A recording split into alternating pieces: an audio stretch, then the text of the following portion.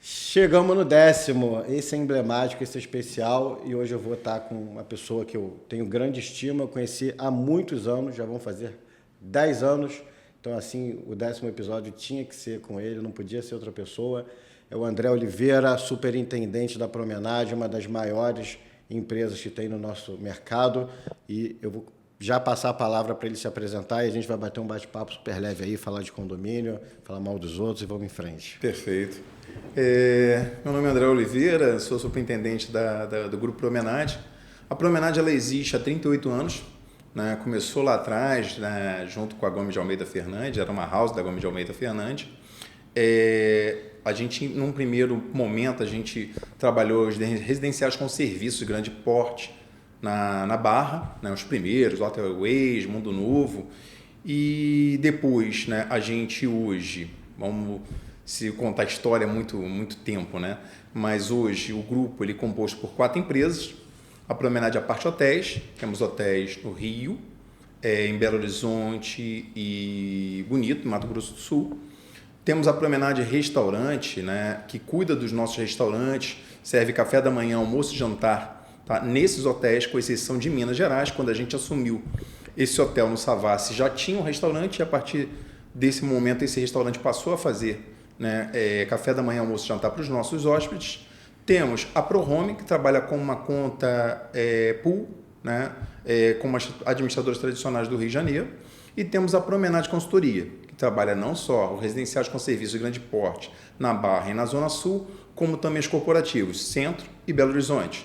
Dentro da Promenade Consultoria, a gente trabalha também locação, venda, locação temporada, locação tradicional e também seção de mão de obra, gerência e sindicatura. Cara, olha a gama de serviços que a Promenade presta hoje. Ela passa da hotelaria ao condomínio à locação. Quantos funcionários tem hoje, André, a Promenade? Diretos 200. Com 200 funcionários.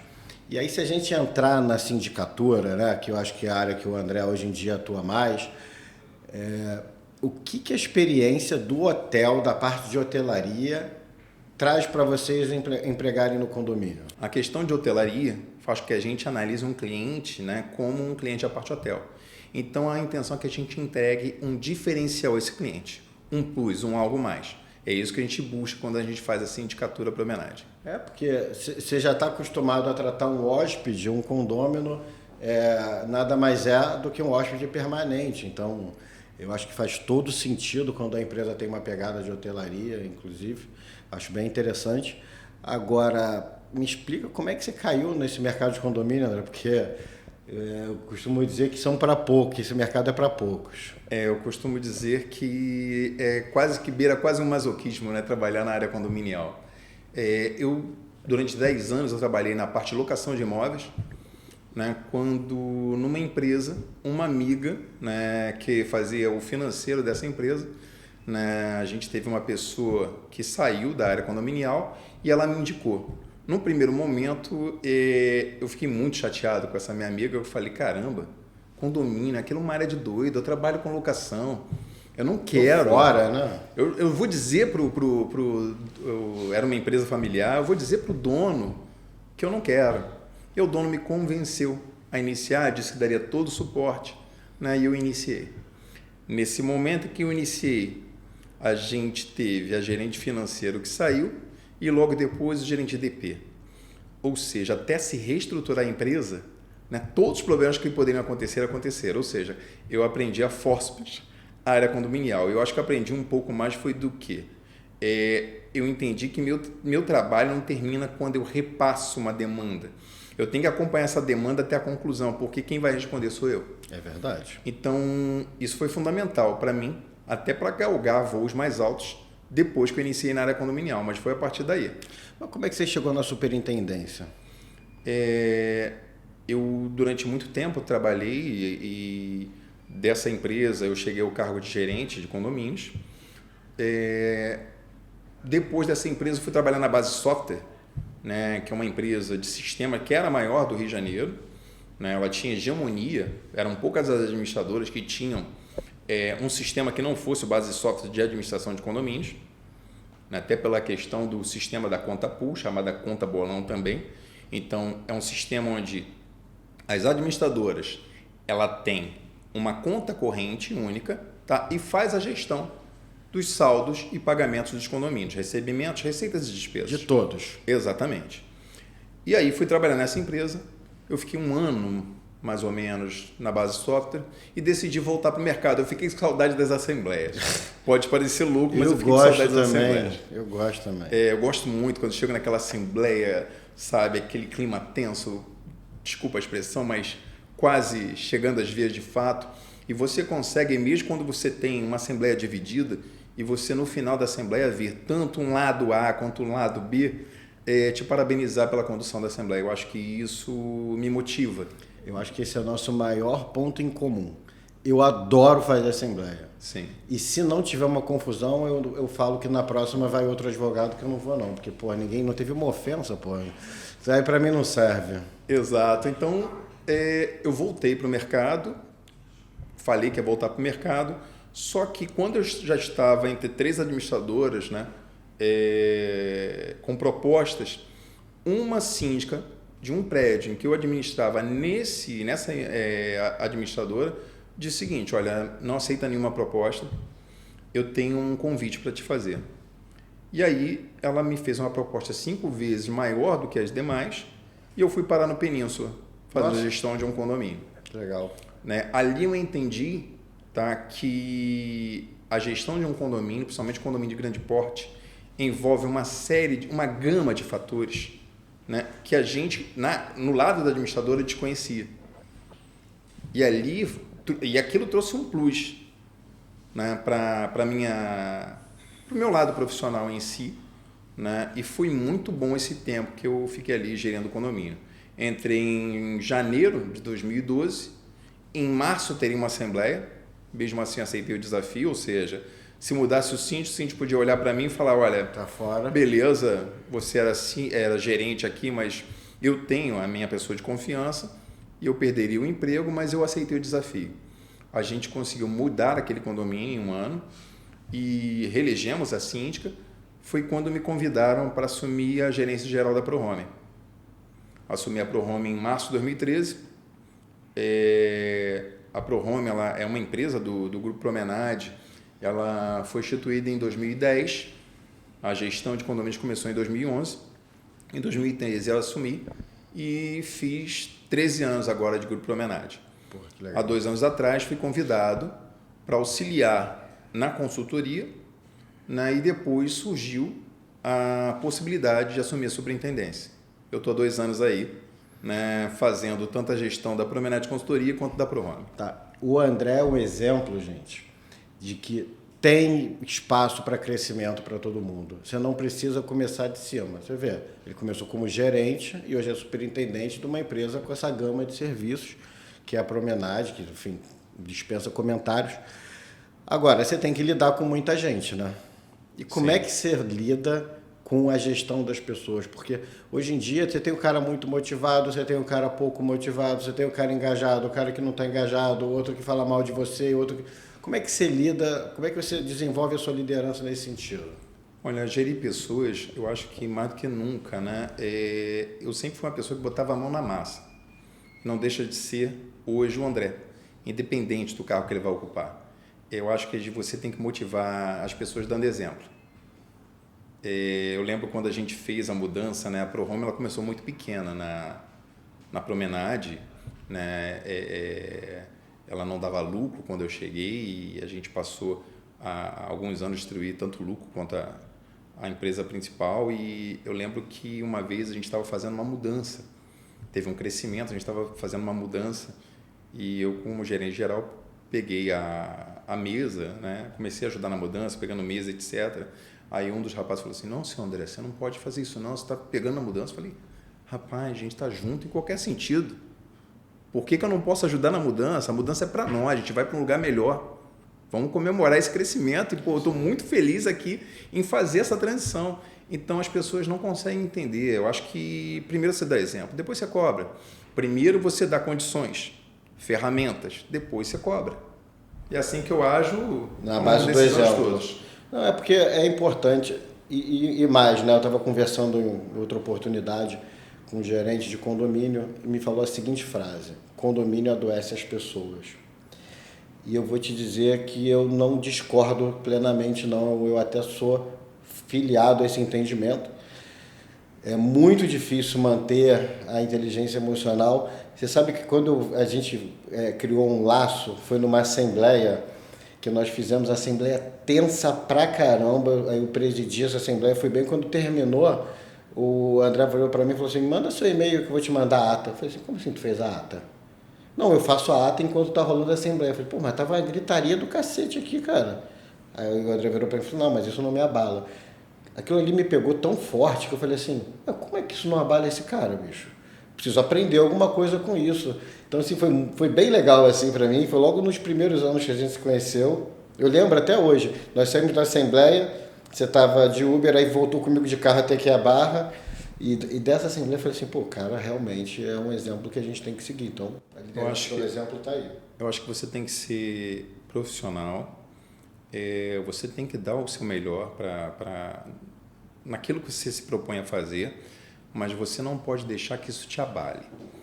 Tem assembleias que são muito, muito conflituosas, né? Eu digo hoje que você tem, na área condominial, um microcosmos do que você tem no país, do que você tem na sociedade, né? A pandemia ela fez muito mal para a gente, como sociedade. E as pessoas estão muito agressivas, individualistas, né? As pessoas elas olham somente para si, somente para o seu umbigo e querem morar numa copropriedade. Dividindo isso com 10, 200, a gente tem propriedade de 1.000 unidades. 1.200 e, para ser mais exato, 1.254 unidades. Quanto é a previsão orçamentária de um prédio desse? Eu fiz recentemente 1.200.000. Mês? Mês. Você está falando de 15 milhões ano. É uma empresa. Você não é um síndico, você é um CEO. É uma empresa. E quando a gente chegou lá, por exemplo, esse condomínio ele só tinha pasta de débitos. Durante 6 anos não tinha sido feita uma previsão orçamentária. E eu me debrucei com o síndico, esclareci para ele que a gente tinha que fazer um trabalho diferenciado, eu não podia entregar como promenade uma pasta só de débitos. E a gente levantou as receitas que existiam, mostramos que o condomínio estava deficitário e era só por causa das receitas extras que ele se mantinha e apresentamos um cenário total para a Assembleia. Né? Então, é muito complexo, você está falando de uma empresa. Você está falando de uma empresa. E vou te botar numa polêmica. Eu sei que você tem síndicos moradores, mas ainda tem espaço para o síndico morador? Tem. E eu posso dizer uma coisa para ti? Eu tenho um exemplo de uma síndica em Niterói, que ela começou, a gente implantou esse prédio com um síndico profissional da região. Depois de alguns conflitos, né, ele acabou não se reelegendo e ela se candidatou. É uma pessoa que foi trabalhou durante muito tempo na área naval, petrolífera, salvo engano, e o que ela implantou de processos de gestão, de melhoria para os empregados, para depois cobrar, eu fiquei encantado. Eu falei para ela, posso propor uma coisa? Ela, o quê? Eu falei, eu posso te indicar para um outro condomínio aqui em Niterói? Então ela é profissional. Era uma moradora, proprietária, mas que era mais profissional do que muitos síndicos profissionais. É isso aí. E ela hoje é a síndica que eu indico em Niterói. Que virou uma síndica profissional. Por minha indicação, por minha orientação. E tem algumas pessoas no mercado que são síndicos profissionais hoje, que lá atrás, eu vendo ele atuar, eu falei, poxa, você tem tudo a ver com essa área. E gente que não era dessa área, era da área de advocacia, que eu olhei e falei, ok, posso te indicar? Você tem todo o perfil que eu preciso para esse condomínio. E ele hoje é síndico profissional, ou ela hoje é síndico profissional. Mas você está afiliado ao meu entendimento. Ou você se profissionaliza, implementa processos e trata como uma empresa, perfeito, ou não vai funcionar. Perfeito. Não vai funcionar. Não tem condições. Eu vejo às vezes condomínio que o cara quer ter gestão interna, não quer ter administradora, o cara não quer ter advogado e quer fazer tudo sozinho do jeito deles. E isso, para mim, não tem mais espaço. Eu costumo dizer assim, você falou agora de uma unidade de um condomínio com 1.200 e poucas unidades, uma previsão orçamentária de 15 milhões ano. Cara, minha esposa nasceu numa cidade de 3 mil habitantes. Ou seja, a cidade dela é do tamanho do condomínio. É isso. Então, hoje, e eu dou o exemplo aqui do Le Monde, a gente tem 4 milhões de preço orçamentário por mês, 4 milhões de reais. É maior do que renda de muito estado. De muito estado não, perdão, de muita cidade. Muita cidade. Então, o síndico ele tem uma responsabilidade muito grande e ele responde com o seu patrimônio pessoal, ele responde civil, criminal, ambiental e tudo mais. Como é que você vai botar para uma pessoa que não tem patrimônio para suportar o prejuízo que ela pode causar gerindo Exato. 15 milhões de reais? Eu acho que o mercado está começando a olhar um pouco melhor para isso. Tá. Eu vou te dar até um exemplo da questão das próprias administradoras em si. Durante muito tempo, o mercado olhava só para a taxa. Sim. E se olhar só para a taxa, sem olhar benefícios, sem olhar a tabela de periféricos, de extras, acaba que a Promenade vai ser olhada como uma administradora que tem uma taxa um pouco maior. Mas quando eu faço um comparativo de tudo que eu não cobro, acaba que eu entro nessa cotação, nessa competição de igual para igual. É isso. Mas eu precisei mostrar para o mercado que não é só taxa de administração. Não, você educou o mercado. Igual a gente. Quando eu estou formado há 15 anos e eu trabalho com condomínio há 10. Mas, ou seja, quando a gente se conheceu ali, eu tinha 1 aninho de condomínio. Quando eu cheguei nos primeiros, os síndicos falaram, não, mas condomínio não precisa de advogado, não. Aí eu falei, ué, mas você assina dezenas de contratos por mês, você precisa do cumprimento desses contratos, você precisa eventualmente acionar um inadimplente, você precisa, não, mas aí eu só pego pontual. Cara, você precisa de um background, você precisa de apoio operacional. As implicações legais que tem um condomínio são muito grandes. As implicações legais são enormes. E a gente assumiu um condomínio recente no Recreio dos Bandeirantes, não vou falar o nome, mas o condomínio existe há 12 anos. 12 anos. Foram 3 síndicos nesse período. 3 síndicos sem profissionalismo nenhum. Os 3 estão com ação de prestação de contas e condenações superiores ao valor do próprio imóvel. Você acha que o condomínio vai ver esse dinheiro? Não. Aí, por outro lado, você pega, por exemplo, a Promenade. Mas a Promenade é pessoa jurídica, é distante, não tem coração. Se a Promenade fizer uma bobagem, ela tem patrimônio, ela tem seguro e tudo mais. A gente tem um seguro de 1 milhão para cobertura só das sindicaturas. Então. Você colocou um ponto, o que é fundamental, o entendimento nesse sentido. A gente acabou de assumir um prédio recentemente, e aí quando a gente entra no prédio, a gente faz uma análise total.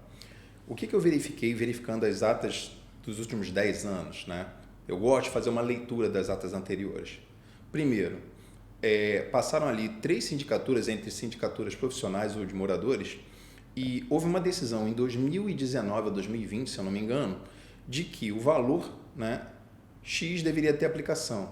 Nenhum síndico fez isso. Nenhum aplicou. A partir do momento que a gente começou a aplicar, estava trazendo a receita de 6 mil, 7 mil mês.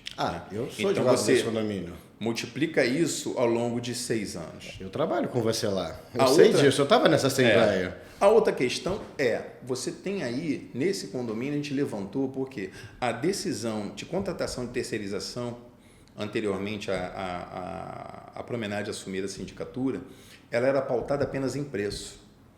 Não se fazia o levantamento dessa empresa, não se fazia o levantamento das ações trabalhistas dessa empresa, e o que acontece? Eram empresas menores que não suportavam as ações desses empregados, e quando eu fiz o levantamento do que eu tinha de possíveis perdas judiciais de ações trabalhistas, esse condomínio ele tem aí um prejuízo somado que pode chegar aos 600 mil, por decisões pelo menor preço. A gente vai buscar, sim, o menor preço, mas pautado em empresas de qualidade no mercado, que tenham condições, sim, de arcar com uma ação trabalhista e, inclusive, de retirar o condomínio desse polo passivo. Isso é o mais importante. Gente, não existe discussão mais sobre isso. Fez terceirização de serviço, você é responsável subsidiário, ou seja, a empresa não pagou, você paga.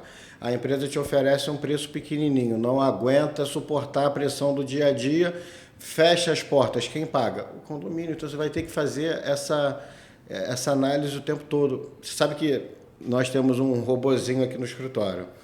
E aí todos os clientes estão nesse robozinho, então todo dia vai lá, faz pesquisa no CNPJ. Eu tenho um contrato no prédio comercial que eu trabalho, da segurança, que é de R$1 milhão mês. Né? Consome 1/4 da previsão orçamentária do prédio inteiro. Então, esta empresa também é monitorada por nós. E aí, em determinado momento, a gente viu que no vizinho ela estava tomando processos trabalhistas e não pagando.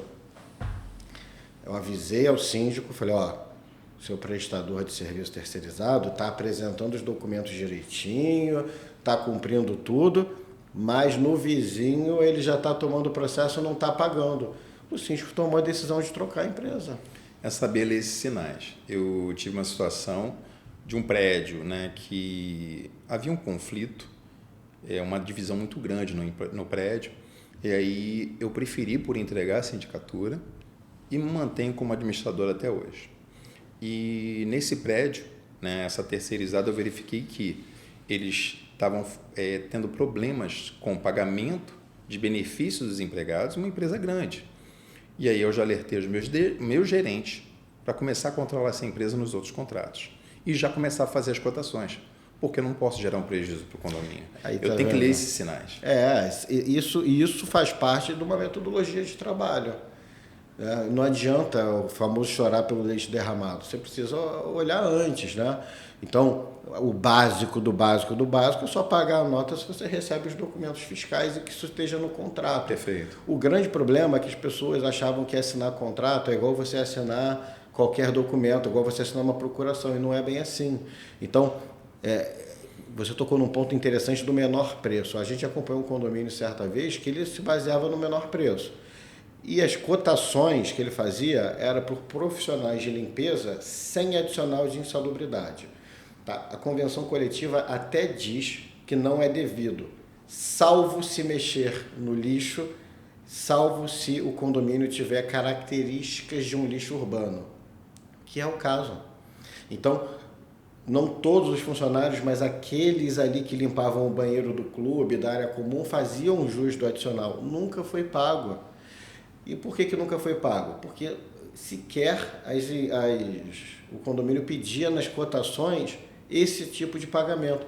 Agora tem um passivo trabalhista de 2 milhões para cá, porque a empresa que também não pagava o funcionário quebrou. Exato. Então, como é que você vai fazer um contrato e não vai submeter o advogado? Eu costumo dizer que certos contratos tem que submeter até o mapa de cotação ao advogado, não é só o contrato, não. Perfeito. É antes. Perfeito. Eu estava analisando, inclusive, o mapa de cotação hoje e analisando valores, né? E aí eu achei estranho. Eu falei, mas com o tempo você acaba até identificando os valores de mercado. Eu falei, mas essa empresa não é o menor valor. E aí eu identifiquei que a proposta estava 4 mil, mas estava a observação. Desconto nos primeiros 6 meses, após desconto de 30% nos primeiros 6 meses, após volta ao valor normal. E aí, no mapa de cotação estava 4 mil, mas 4 mil, 6 meses de desconto. Eu quero te botar uma pegadinha, caixa de banana para tu cair. Exatamente. Você tem que analisar com cuidado. Com contratos, eu digo que a gente tem que passar para o advogado, e mesmo depois do advogado, eu faço a leitura. É lógico. Porque isso inclusive foi uma discussão que eu estava com o síndico outro dia, ali da região do Golfo, que nós analisamos cláusula jurídica, legalidade ou ilegalidade. Eu não analiso pertinência do contrato, se ele está caro, está barato, está bom ou está ruim. Perfeito. Situação negocial é do síndico. Perfeito. Eu tenho nem habilidade para ter situação negocial. Minha habilidade é legal. Isso aqui não pode, isso aqui traz risco, isso aqui é positivo. Se a cláusula cabe, se ela é leonina ou não. É isso, essa é a função do advogado. Só que vai além. Um contrato ele não é só isso, ele tem a parte negocial também. Exatamente. Eu tive uma situação, e aí como administradora, a gente teve um síndico de Cabo Frio que mandou para a gente, olha André, a gente cotou com essas empresas, a gente entende que essa é melhor. Aí eu verifiquei o KNAI. E aí eu falei, você tem noção de que você está contratando uma empresa que está apresentando uma proposta de portaria e limpeza mas o KNAI dela é de adestramento de cães. Aí isso é surreal, né, cara? E ele falou, pô, André, ela tá fechando muito contratos aqui em Cabo Frio, ou seja, estava apresentando um valor menor, mas é uma empresa que não estava legalizada para fazer prestação de serviço de portaria e limpeza. Cara, isso é um absurdo. E você tocou num ponto interessante. Não sei se você está... Vocês atuam em São Paulo também? Não. Perfeito. Aqui no Rio não saiu alteração nenhuma na Convenção Coletiva dos Porteiros. Rio não saiu, tem que ficar claro. Mas em São Paulo, sim. E a nova Convenção Coletiva de Portaria em São Paulo prevê que se você substituir um profissional humano por uma portaria eletrônica à distância, você tem que pagar uma multa de 5 vezes o salário que aquele profissional recebia. Esse caso foi submetido ao trabalho, foi para o TRT, foi para o TST, julgou e manteve-se que tem que pagar a multa, que a cláusula da Convenção Coletiva de Trabalho ela é regular, ela é legal. Aí eu te digo, se chegar para mim um mapa de cotação ou um contrato para instalação de portaria remota, a minha orientação no Rio de Janeiro é uma e a minha orientação em São Paulo é outra. Em São Paulo eu preciso falar, olha, você tem essa multa aqui para pagar. No Rio, não, por enquanto está tudo bem. Mas eu não sei se essa moda vai vir para cá. É uma atualização constante. Então, mas a gente trabalha com legislações diferentes, que eu atuo na parte de administração e sindicatura, tanto no Rio quanto em Minas Gerais e Belo Horizonte. Que é diferente também. Exato. Eu tenho escritórios jurídicos distintos. É isso aí. Perfeito. E faz sentido. É isso. E faz sentido. Você vê, agora, a nova tem algumas, né? Mas você viu do Conselho Regional de Química? Vi. Conselho Regional de Química emitindo determinação de que tem um químico contratado em todo o condomínio. Eu queria saber se vai ter químico dentro das piscinas residenciais, porque tem o condomínio que eu morava há pouquíssimo, 2, 3 anos atrás, tinham 5 apartamentos e tinha piscina. Então, como é que vai ratear um químico para 5 pessoas? Isso me lembra aquilo que aconteceu, eu não lembro. As datas...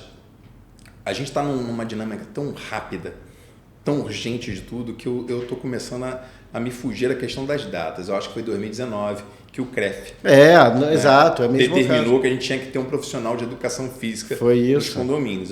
Na época, eu estava com o condomínio já com decisão de fechar a academia, fechar o espaço. Porque condomínio na Tijuca que eu tinha aí, um orçamento de 50 mil. E para eu ter um profissional, eu ia ter um orçamento, uma soma nesse orçamento em torno de 10 mil reais, na época. Exato, e é isso que eu defendo, assim, é uma reserva de mercado dos conselhos regionais, porque o de química não faz o menor sentido. O de química, ou a piscina é de baixíssimo uso, porque o prédio é pequeno, ou quando o prédio é grande, ele tem uma empresa que faz o tratamento da piscina e já tem o próprio químico. Então, isso é completamente... Se chegar ao judiciário, vai cair. O do CREF é a mesma coisa, imagina, você tem aquela academia ali que mal peso tem, o cara não pode fazer o treino dele sozinho, às vezes o cara é profissional de educação física, ele não pode fazer o treino dele sozinho. Como é que você vai onerar isso? Então quer dizer que eu não poderia montar uma academia na minha casa? Né? O que tem que ficar claro é, o condomínio não presta serviço externo, o condomínio não cobra mensalidade. Perfeito. Portanto, aquilo é um uso doméstico. E as pessoas, infelizmente, confundem o uso doméstico com o uso comercial. E está tudo, enfim, caminhando para esse sentido. Teve outra também recente agora, o iFood. Você viu do iFood? Cara, assim, isso tudo mostra como é diferente os estados. A gente atua Rio, Bahia e São Paulo. Hoje. Bem, se a gente falar nessa questão do delivery em São Paulo, a gente está falando de outro país. É isso que eu ia falar. Em São Paulo, nunca que o delivery entrou em... É proibido. Sempre foi proibido. Isso é muito claro. Aqui no Rio, como assim não vai subir no meu apartamento? Aí agora tem um decreto dizendo que está proibido entrar. Não é que ele é obrigado a subir, igual as pessoas confundem. O delivery hoje está proibido de entrar, salvo se tiver uma assembleia que determine que ele tem autorização de subir. Cara, e aí as pessoas estão fazendo essas assembleias? Então, são atualizações diárias que a gente vai tendo no nosso mercado. E como você gera esse entregador que diz que não vai subir, que o iFood proíbe, e vai informar para ele, não, aqui você é permitido de acessar, e ele vai acessar? A gente teve situações aí de agressão, inclusive, né? A entregadores. Né? Então, acho que o melhor seria proibir. A gente teve um condomínio São Conrado, se não me engano, que a gente discutiu isso durante um bom tempo. Fizemos 3 ou 4 assembleias e não conseguíamos proibir, né? E aí teve um sinistro. Teve um sinistro? Após o sinistro, a gente Proibiram. conseguiu a proibição. Porque é uma questão de segurança. Eu falo que nós, profissionais da área condominial, a gente olha 3 S's. Saúde, segurança, salubridade. Afetou qualquer um dos 3, você tem que abrir os olhos. E, se tratando de pessoas, de terceiros entrando dentro do universo do condomínio ali, você vai fazer uma escolha. Comodidade ou segurança. Você não vai ter os dois ao mesmo tempo. Exato. Não tem jeito. Enfim, são coisas antagônicas. Ou você vai pagar caro para ter comodidade e segurança. Que é o que tem naquele condomínio que nós também trabalhamos juntos. Cara, e você conta como é que funciona, né? Tem uma clausura blindada, como é que é? Eu só fui lá uma vez. Porque na verdade você vai ter essa clausura blindada, vai ter esse acesso, e aí você vai ter um profissional do condomínio que vai levar essas entregas até o morador. Só que isso é um custo a mais. Isso não é barato, né? Não é barato. A gente tem um outro que a gente vai implantar que já está um pouco mais tecnológico, né? A gente tem um robozinho que vai levar um drone? Essa encomenda. Não, um robozinho mesmo. Um robozinho mesmo? Vai levar essa encomenda até a unidade. Foi legal pra caramba. Mas tudo isso é um custo a mais. Nesse que nós trabalhamos em conjunto, que tem essa questão do concierge levar o iFood do cara e tudo, a discussão, você não estava na Assembleia, Marcelo estava, a discussão na Assembleia era o Uber. Como assim o Uber não vai me buscar na porta do meu prédio? Eu não vou sair maquiada de salto e andar até a portaria. E aí o síndico falando, não, mas cara, tem carrinho de golfe, o carrinho de golfe te deixa lá na frente, é só a senhora avisar que horas que a senhora vai sair. Mas eu não tenho hora para sair, a hora para sair é a hora que eu estiver pronta. E eu falei, gente, olha, isso é uma decisão assemblear, vocês decidem. É para o Uber entrar, a gente estava votando o regulamento interno.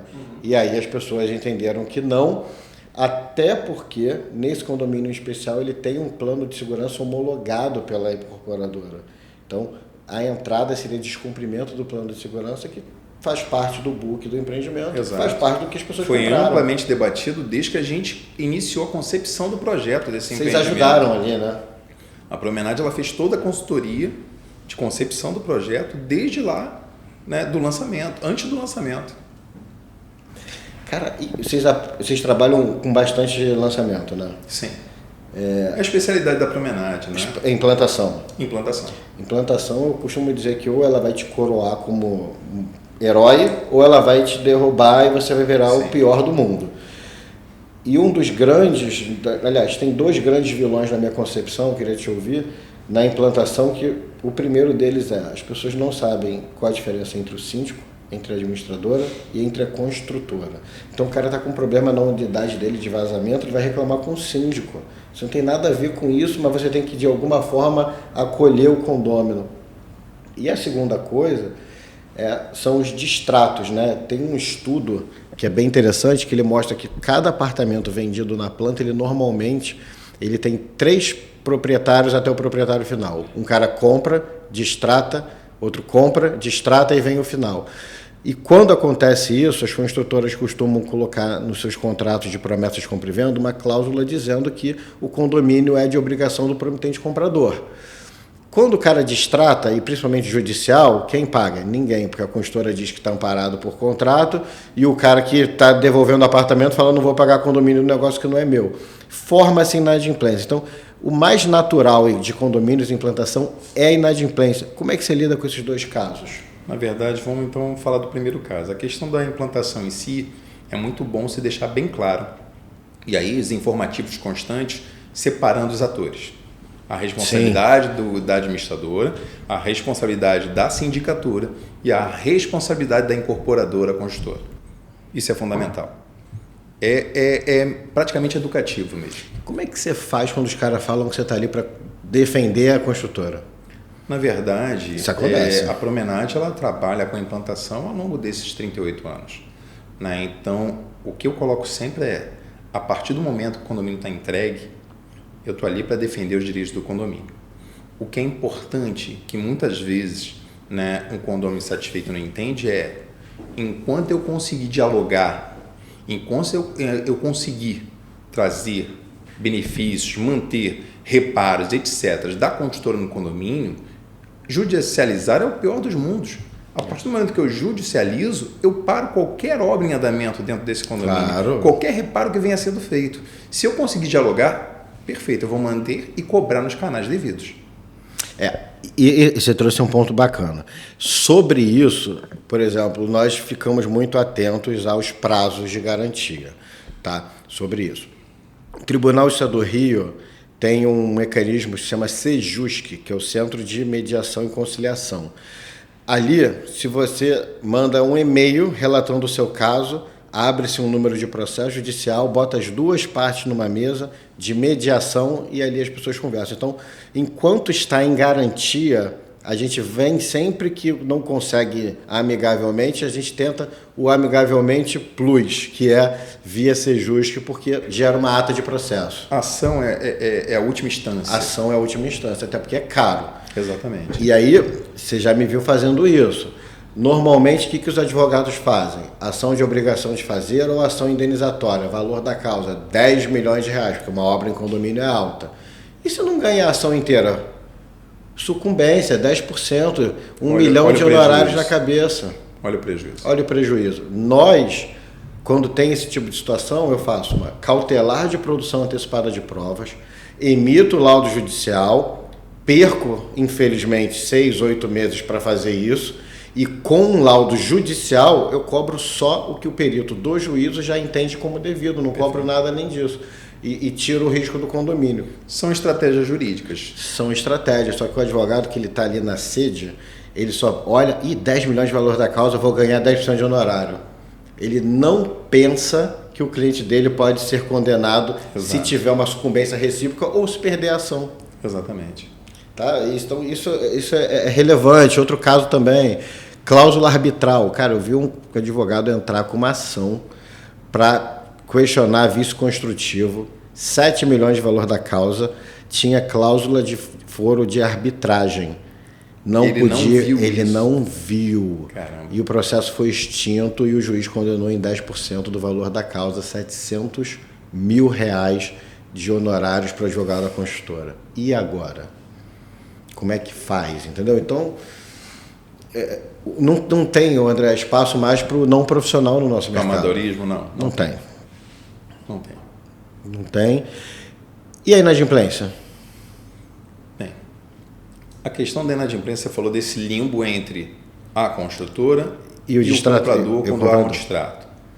Na verdade, a gente teve... Isso foi um problema muito grande no passado, por volta de 2018 até 2017 até 2019 aproximadamente, mudou um pouco a legislação. Antes você destratava com muita facilidade. Agora não. Né? Hoje você tem uma multa um pouco maior. Isso reduziu bastante, mas ainda temos sim. Na verdade, a gente hoje tenta, né, na troca, inclusive na troca de titularidade, a gente exige toda a documentação necessária, inclusive o termo de entrega de chaves, para fazer qualquer alteração de titularidade, para eu ter certeza de que aquela pessoa é responsável pela unidade. E isso minimiza muito esse problema de eu estar cobrando alguém que não deveria ser cobrado. A gente faz isso também. E para ação a gente vai além, né? Tira o RGI e tira a certidão de quinto e sexto distribuidor, que é onde tem a anotação das escrituras públicas ou procurações lavradas por aquela pessoa. Mas a minha questão nem é essa. Como é que você faz para gerir um condomínio com menos dinheiro do que ele deveria ter, considerando as situações de distrato? Aí eu preciso, por vezes, de um jurídico forte que faça uma cobrança inteligente. Hoje você tem sistemas que te ajudam nessa cobrança diferenciada para reduzir esse impacto da inadimplência.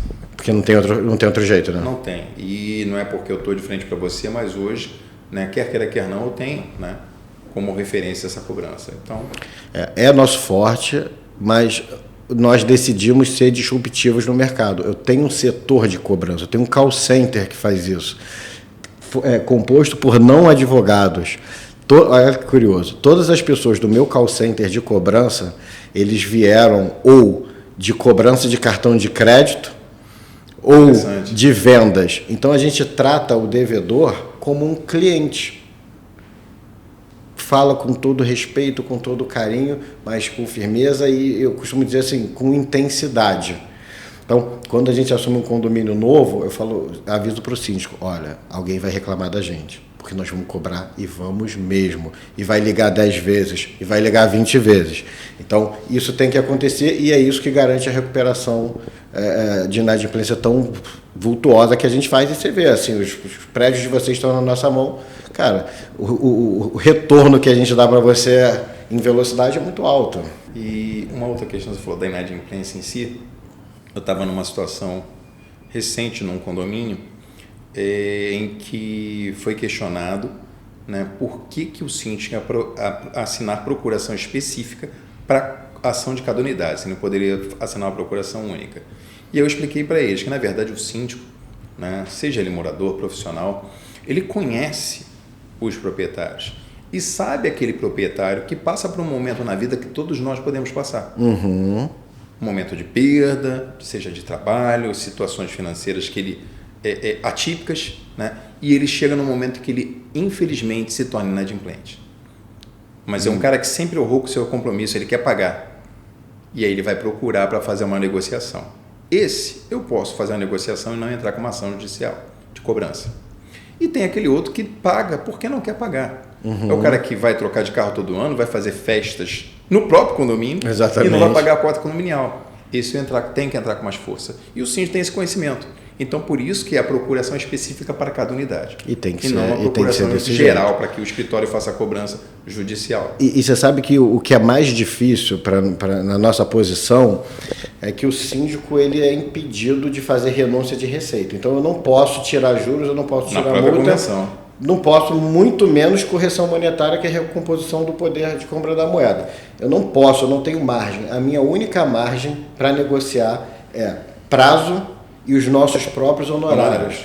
Então, eu sempre pego, quando eu vejo convenção que prevê 20%, eu falo, graças a Deus, eu tenho 10% de gordura para queimar, porque eu só conto realmente com 10%. Agora, você tocou numa situação em que, infelizmente, mesmo sim, se dizem profissionais, tá, por vezes tomam decisão em deixar de cobrar honorários, atualização monetária, multa e juros de um inadimplente. Esse cara tem que pagar do bolso. Eu entendo que isso eu só poderia fazer convocando uma assembleia, tá, e tendo a aprovação dos demais condôminos. É isso mesmo. Porque do contrário, você está fazendo renúncia de receita e suas contas não vão ser aprovadas.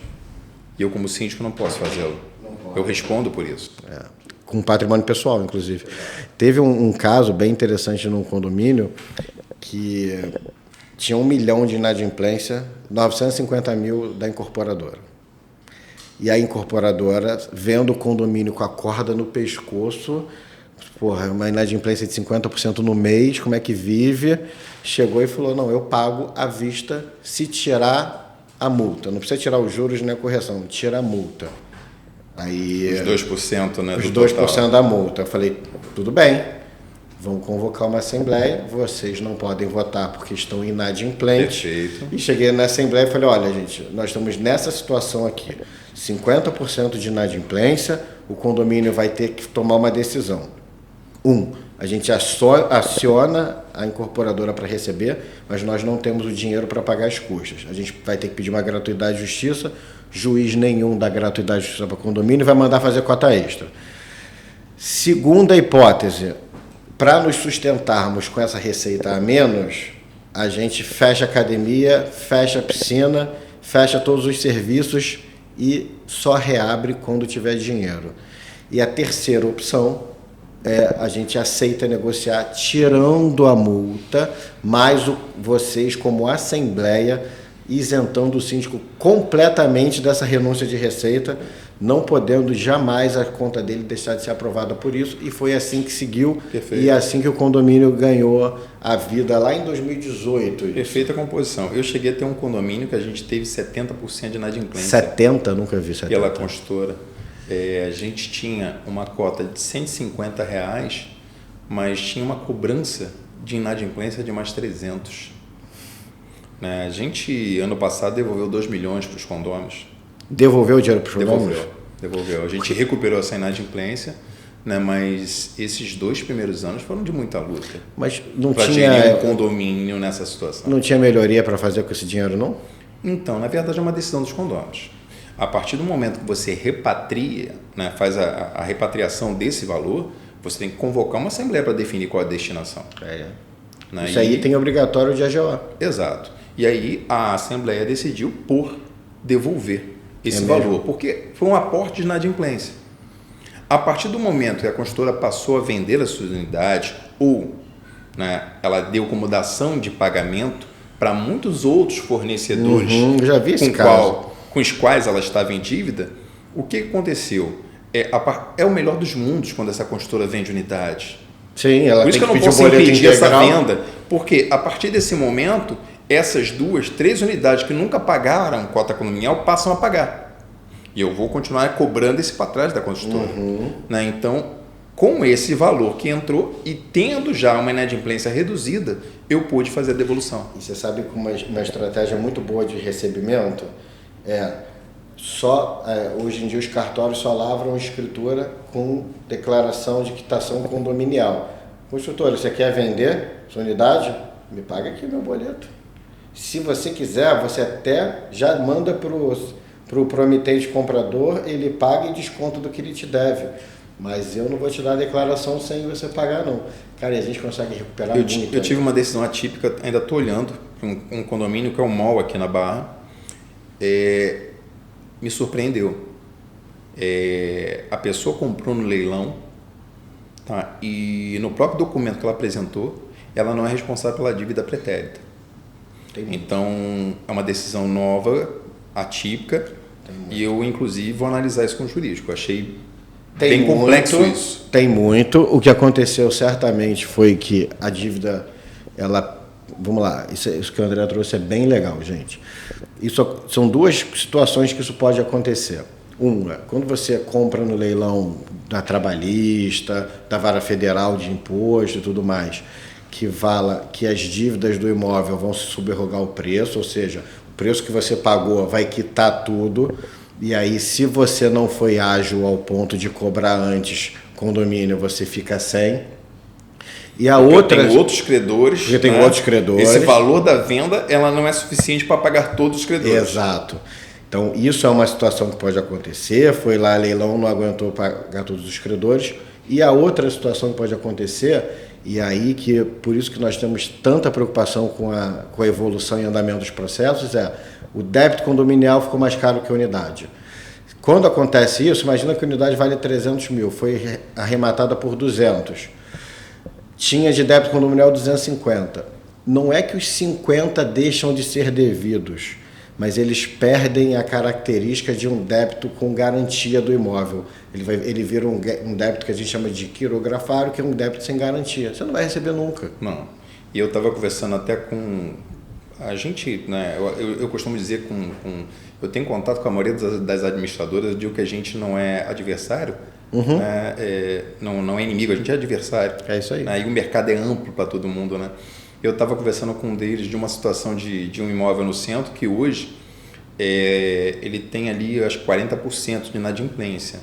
Mas desse 40% ele já não consegue recuperar porque a sala vale 500 mil e a dívida já passou de 1 milhão. É isso que vai acontecer. Resultado, ele vai recuperar parte e a outra parte vai virar um débito sem garantia que ele vai ter muita dificuldade de receber. Exato. Você sabe que nós pegamos uma vez, que foi o seguinte... A gente recebeu uma carteira de inadimplência e nessa carteira veio um débito muito alto e muito antigo. Eu falei, opa, peraí, não, tudo bem, esse débito aqui está dentro ainda, a sala vale mais do que isso, tá ok. O débito antigo ainda tem um outro problema, né, que é da prescrição. Não, mas estava ajuizado. Tá. O débito estava ajuizado. Eu falei, opa, peraí, a sala aguenta suportar esse débito. Aí, como nós temos um robozinho interno aqui que pesquisa os clientes e tudo mais, a gente botou para pesquisar o devedor também. E aí, nisso, a gente descobriu que o devedor era devedor de umas 40 ações trabalhistas e de algumas ações fiscais. E nisso, o imóvel já tinha, inclusive, sido penhorado, leiloado e transferido para outra pessoa num processo da vara federal. Eu tive que chegar para o síndico e falar, então, aquela expectativa de 400 mil que você tinha para receber... Inexiste. Ela não é que morreu, mas você não tem mais garantia nenhuma, o imóvel já está com um terceiro e a fila de credores era tão grande que nós chegamos por último. Infelizmente, o escritório anterior não observou isso. Cara, isso é isso, né? O mundo é esse. Você faz escolha entre ser diligente ou tomar esse tipo de prejuízo. Eu acho que o condômino ele tem que ficar muito atento a quem ele elege para uma sindicatura. A gente assumiu um condomínio recente em que, quando a gente foi fazer essa análise, eu tinha já em torno de 2 anos prescritos. Nossa Senhora! Quando a gente iniciou a cobrança, eu tive um comunicado de retomada da Caixa. E aí eu mesmo negociei diretamente com a Caixa. Mas aí o advogado da Caixa foi categórico. André, eu pago daqui para frente. Esse aqui está prescrito. E aí não tem muito o que você discutir. Não tem discussão. Chamei, né, uma assembleia, esclareci para os condôminos o que tinha acontecido e a gente conseguiu repatriar aí quase 50 mil para um condomínio que estava precisando muito, mas perdemos aí em torno de, se eu não me engano, na época foi uns 8 mil de débitos prescritos que eu não poderia mais cobrar. E quem é o responsável? O síndico anterior. Pois é. Esse é o risco de estar com uma gestão não profissionalizada. O responsável é o síndico. Ele que foi inerte, ele vai responder pela inércia dele. Exato. Isso é um caso interessante. Mas eu sei que você vai ter muitos, mas me conta um case de sucesso seu dentro da Promenade. Bem, deixa eu falar então... Um gol de placa. Deixa eu falar então dessa situação, que eu acho que eu falei um pouco, mas desse condomínio de 1.254 unidades, né? Quando a gente iniciou a gestão, me assustou. Eu tinha ali 600 mil de folha, 1 milhão e 200 de previsão orçamentária, um condomínio, né, que não tinha uma prestação de contas fidedigna e não tinha contestação, né? Então a gente fez uma reviravolta nesse condomínio. Eu, junto com a equipe, assumi diretamente essa análise. Conseguimos encontrar contas que estavam perdidas. Essas contas não tinham aplicação financeira. Tinha o dinheiro e a pessoa não sabia que tinha o dinheiro, é isso? Não. O famoso achou 20 reais no bolso da calça. Mas aí era 200 mil, não era 20. Né? Então a gente conseguiu fazer uma reformulação nesse condomínio e ele já está no 3º ano sem o reajuste. Mas aí, nas assembleias, a gente identificou, olha, precisava sim de X%. Vocês têm essas receitas extras, que podem acabar. Vamos queimar essa gordura. Que podem acabar ou não. Quem vai decidir a assembleia? Né? Receita de antena. Eu já tive prédio que perdeu aí 50 mil, 40 mil, quando o contrato encerrou. Né? E você coloca todos os prós e contras. O correto, o que eu falo sempre, eu assumi um condomínio... que a gente, quando a gente foi eleito como síndico, a gente teve no 1º ano se candidatando e aí, infelizmente, aquela assembleia que é muito ruim, que eu entendo o seguinte, você vai fazer uma cotação, uma seleção de empresas, as empresas elas ficam apartadas, são chamadas uma a uma. Eu não gosto daquela assembleia que coloca todas as empresas ali para se apresentar, isso é horrível, né? Eu não gosto de participar. E aí, nessa assembleia foi assim. E aí bateram muito na empresa síndica que estava lá e aí pediram para que a gente apresentasse o nosso preço.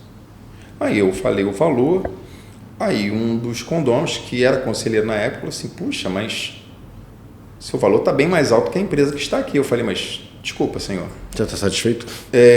Pelo que eu vi, vocês estão totalmente satisfeitos, mas o que vocês desejam para o seu condomínio? É valor ou preço? Se for preço, não fecha com nenhum de nós que estamos aqui. Você pode esperar, pode procurar no mercado, que você vai ter gente que vai apresentar, de repente, até 50% do valor que eu estou apresentando. Isso é importante. Se é só preço que você está buscando, não fecha com nenhum de nós aqui. Aí a assembleia parou, me olhou.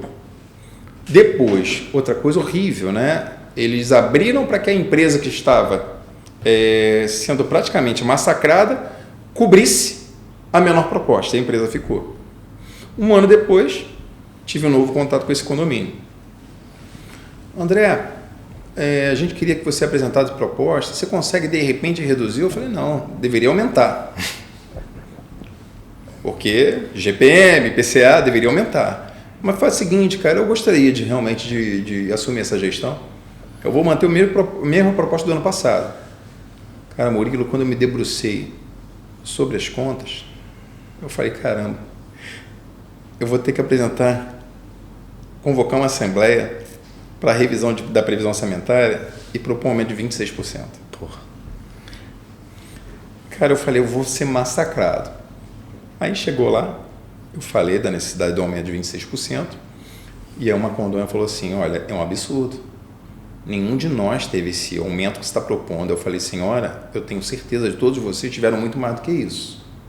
Sabe por quê? Não foi feito o dever de casa. A atualização da cota é fundamental. Aumenta prestadores de serviços, você tem o dissídio coletivo de empregados, seja terceirizado ou empregado próprio, os próprios contratos. Só que vocês, durante 6 anos, vocês absorveram o que vocês ganharam. Eles ganharam uma ação de cobrança de 1,2 milhão, se eu não me engano, e durante 6 anos eles não adequaram a cota. Sangraram esse valor acabou, ele estava entrando em déficit orçamentário. E aí eu fiz uma linha do tempo, mostrei para eles, tá? E eu consegui aprovar por unanimidade. Por quanto tempo eles não 6 reajustaram? anos. Então, divide 20, o advogado fazendo conta é uma desgraça, né? Mas divide seus 26% por 6, é simples, você teve, entendeu? 4% de aumento anual, isso é um absurdo? Menor do que a própria inflação do período. Menor do que a própria inflação. Foi o que eu apresentei para eles, eu fiz uma coluna mostrando GPM, PCA, coloquei ao longo do tempo, falei, dá muito mais do que isso. Na época está batendo, acho que é 30 e poucos por cento, se considerasse o IPCA. Então, depois que eu fiz, se apenas a gente discutisse os 26%, eu não conseguia aprovar. Mas aí você mostra números, mostra como está a saúde financeira. Eu disse, olha, se a gente não conseguir fazer isso agora, daqui a 2, 3 meses, eu estou vindo aqui dizendo que o condomínio não tem condições de pagar mais nenhuma conta, vou estar discutindo rateio de déficit orçamentário e novamente esse reajuste necessário. E aprovou? Aprovei. Cara, isso é um case de sucesso porque você conseguiu mostrar a realidade para as pessoas. E as pessoas não querem ouvir a realidade hoje em dia, elas querem ouvir a própria opinião saindo da sua boca. Então, cara, fazer a assembleia é um negócio complexo e realmente eu imagino que seja os maiores cases que eu já vi o André em Assembleia. O André em Assembleia é realmente diferente dos outros. Vai muito bem. Quer ver uma discussão que tem muito no Rio de Janeiro? É a questão do uso do fundo de reserva. Os prédios tradicionais antigos, em sua maioria, utilizam um fundo de reserva como se fosse um aporte simples para o déficit da cota principal, da cota condominial. Está errado. E o fundo de reserva ele não pode ser utilizado para suprir o déficit orçamentário da cota principal. E os condomínios tradicionais antigos, todos eles, se você fizer um levantamento... Todos usam. Todos usam. É, seu uso devido. É mais uma coisa que cai na conta do síndico como responsável. Então, cara, e você trouxe um ponto legal. Você, como síndico, você tem que ter múltiplas receitas. Então, quando eu falo isso, as pessoas ficam um pouco chocadas, mas ter alguma inadimplência é bom.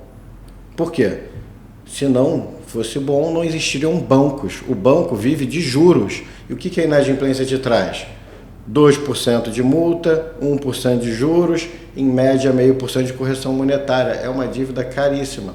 Com esse dinheiro de juros, correção, se você tiver uma política de austeridade no condomínio, você faz muita melhoria. Sim. E mais do que isso, você falou também de aluguel de antena, né, que é a famosa receita tributável. Para quem não sabe como é que funciona isso. Às vezes o prédio tem uns espaços, ele aluga para um quiosque, ele tem uma cobertura, ele aluga para uma antena e tal, e vai recebendo essas receitas. Essas receitas entram como tributáveis para os proprietários ratearem, mas a verdade é que o que acontece na prática é o condomínio usando esse dinheiro para próprias melhorias. Então, eu também passei uma vez por um condomínio que ficou 4 anos sem reajuste só por conta das receitas tributáveis. E agora eles implementaram uma coisa bem interessante. Óbvio que é um valor alto porque o prédio é muito grande, mas tem R$1 milhão ano de receita tributável. 1 milhão ano. Toda a GO eles apresentam um plano de melhorias e manutenções a ser pago com essas receitas. Perfeito. Então, isso é uma gestão inteligente. Aí você, cara, como não vai profissionalizar isso? Sim. E tem algumas discussões, né? Uma coisa que eu coloco sempre, principalmente num prédio que tem muita locação. O fundo de reserva, tá? Via de regra, ele deve ser pago pelo proprietário e não pelo locatário. Claro. Se eu utilizo o fundo de reserva para suprir o déficit da cota condominial, eu estou sangrando o bolso de quem? Do proprietário?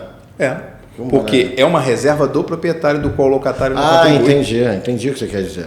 Entendeu? Você está beneficiando o locatário em Exato. detrimento do proprietário. Exato. É verdade.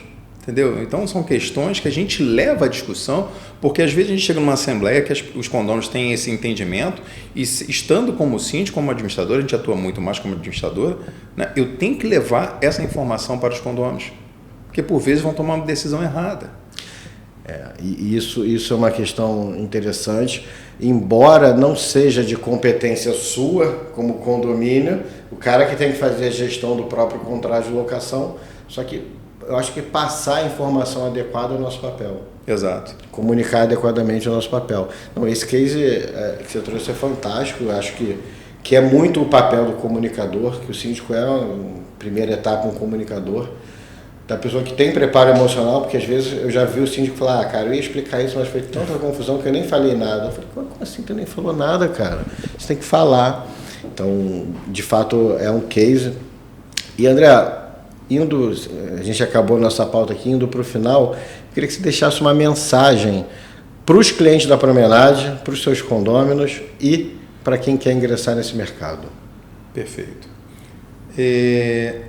Para os clientes da Promenade, é dizer que a gente está buscando constantemente a evolução, a melhoria dos processos e excelência no atendimento. Isso é uma busca constante da empresa. Para quem quer entrar nesse mercado, mais do que nunca, estudar, se atualizar.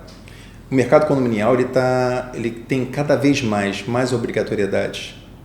As questões fiscais, legais, trabalhistas, elas só crescem. Então, acho que você tem que realmente, se você quer digamos assim, se colocar como síndico profissional, busque a profissionalização.